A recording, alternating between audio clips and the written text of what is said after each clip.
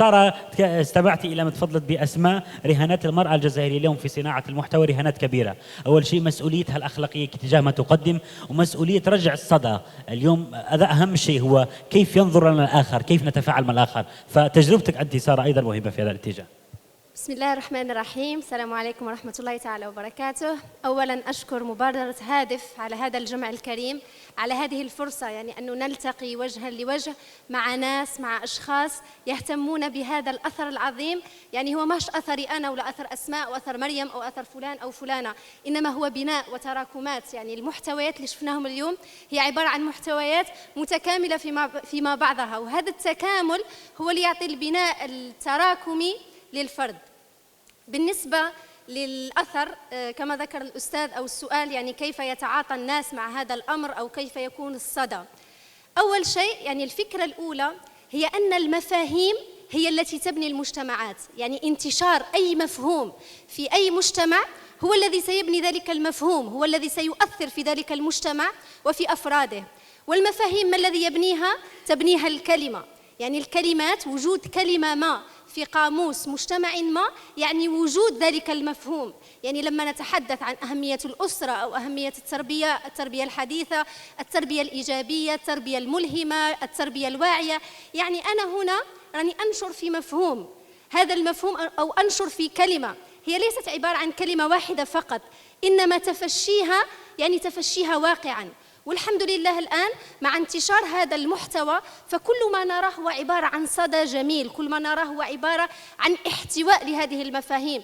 ومثل ما ذكرت أختي أسماء، ليس الأهم بالعدد أو بكم يتابعك أو ما الذي يكون، يعني شحال عندك 1000 أو 2000 أو مليون، إنما الأهم هو الأثر الذي يبقى فيهم. يعني مفهوم مثلا نحن نتحدث عن مفاهيم في التربية، في التربية بحر واسع، أو الأسرة بحر واسع، والمفاهيم موجودة فيها بحر واسع.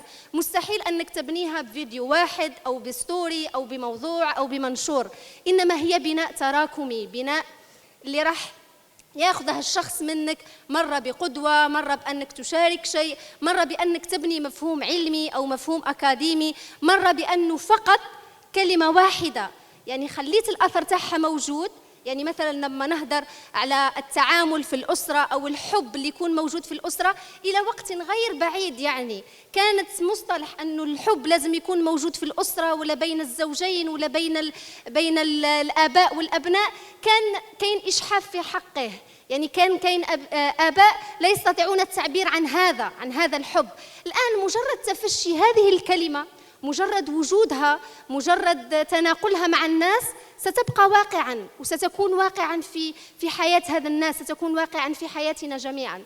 وبالنسبة لنقطة مهمة أيضاً حبيت نحكي عليها، يعني في هذا الجانب وفي الصدى وفي ما يمكن أن يؤثر علينا. صراحة في تجربتي كامرأة أو كصانعة محتوى، كامرأة يعني اختارت أنها، يعني دائما نقول أنه صناعة المحتوى فيه تنازلات، فيه جهاد للنفس، يعني في أمور راك تقوم بها وربما خاصة في بداياتها لا يكون لها أي عائد، يعني ستتحمل الكثير مما يصل إليك. لكن كتجربتي الشخصية كامرأة وكصانعة محتوى في هذا المجال فلم أجد إلا الصدى الجميل. ما على باليش إذا كان المجتمع راهو يحتوي إلى هذه الدرجة، يعني والحمد لله.